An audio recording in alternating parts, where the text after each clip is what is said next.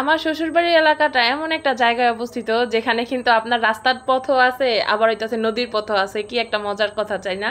এই তো দেখতেছেন মাঠের সাথেই কিন্তু আমার খালপার, মানে খালের সাথে আমার বাগানটা। এখান দিয়ে আবার নৌকা দিয়া মাছ ধরতেছে। ওই দিন আমি বলছিলাম কাকু মাছ থাকলে দিয়া যান, আবার লোকগুলো উত্তর দিতেছে নাই মাছ, মাছ বাজারে পাঠাই দিছি। মানে খালের ওই পারে হইতাছে বাজার, আবার এই পারে হইতাছে আমাদের গ্রাম। আমাদের খাল পারে বাজারে যাইতে হয়, মানে গুদারা পার হইতে হয়। তো বাগানে দেখলেন মরিচটা অনেক সুন্দর হয়েছে। মরিচটা পারি নাই, বীজের জন্য রেখে দিছি, মানে বীজ বানাই এটা গাছ লাগামো।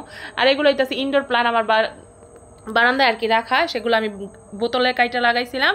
এখান থেকে লত ছাড়তেছে মাশাল্লাহ। এটা বোতলে লাগাইছি, তারপর এটা হইতেছে টবে লাগাইছি। মাশাল্লাহ প্রত্যেকটা গাছের থেকে কিন্তু নতুন নতুন কুশি ছাড়তেছে, যেগুলা বলে আর কি। আর এগুলা লতানো হইলে আমি আর কাটবো না। আমি অনেক বড় বড় ভিডিওতে দেখছি যেখানে ঘরের ভিতরে এরকম লতানো হয়ে থাকে, মানে আমার খুব ভালো লাগছে। এগুলা যখন বড় হইব আমি এগুলা রুমে নিয়ে আসবো, তখন আর কি সেই ভিডিওগুলো আপনাদের সাথে শেয়ার করুম। এখন রাখছি আর কি একটু বৃষ্টির পানি পায়, ভালো রোদ্রেও পাইতেছে, সেজন্য আর কি বাইরে রাখছে। আর এই চারাগুলো হইতেছে মরিচের চারা। শীত যেহেতু আইতেছে, এই সময় আমি প্রতি বছরই মরিচ চারা লাগাই। বা এটা হইতেছে লুব্বা চারা, আমরা মুন্সিগঞ্জে বলি লুব্বা বা বরবটি, যেটাই ওই লুব্বার দানা লাগাইছি। আর ঘরের থেকে বাইরে হইলে এত ভাল লাগে, এতটুক জায়গা যে পাকা এই সাইডটা, এখানেও পাকা করা হইব। কিন্তু ওই দানিং আমি ভাবতেছি যে না, এখানে পাকা করুম না, এই গাছপালাই থাকবো। যদি সম্ভব হয় ভবিষ্যতে এখানে একটা ছোট্ট রান্নাঘর করুম মাটির চুলার।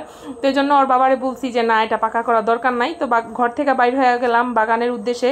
দেখতেছি মুরগির বাচ্চাগুলো এখানে দাঁড়ায় রয়েছে। তারপর বাগানে যেয়ে তো দেখি মাশাল্লাহ দিলে 2টা পেঁপে গাছে অনেক পেঁপে হয়েছে। এই পেঁপেগুলো তুলনামূলক ছোট।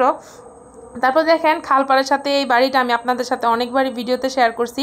মাশাল্লাহ মুন্সিগঞ্জের ঐতিহ্য হইতেছে আমাদের এই টিন কাঠের বাড়িগুলা, যেগুলা পাটাতনেরও হয় বা পাকা ভিটিরও হয়। তারপর এখানে এসে দেখি পুঁই শাকগুলা লাগাইছি, মাশাল্লাহ এগুলা বড় হয়েছে, কিন্তু একদম ঘাস পাতা একদম ওগুলো ধরে রাখছে। আর আকাম হইব না আমার হাতে, এটা কি সম্ভব? ভিডিও করতে করতে ঘাস উঠাই নাই, ঘাসের বদলে পুঁই শাক গাছ উঠাই লাইছি। যাই হোক ওটা লাগাই দিছি। আর এই তো এখানে এসে আমি তো অবাক, লেবু গাছটা এত লেবু হয়েছে।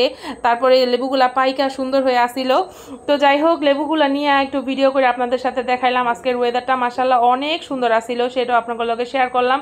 আর এত বাতাস ছিল খালপাড়ে, আমি তো যাইয়া খুবই ভালো লাগছে। আজকে খালপাড়ে খুবই কাজ ছিল, কাজগুলার করার শেষে আমি দেখলাম যে না, ওয়েদারটা খুব ভালো, কাজ করা যায়।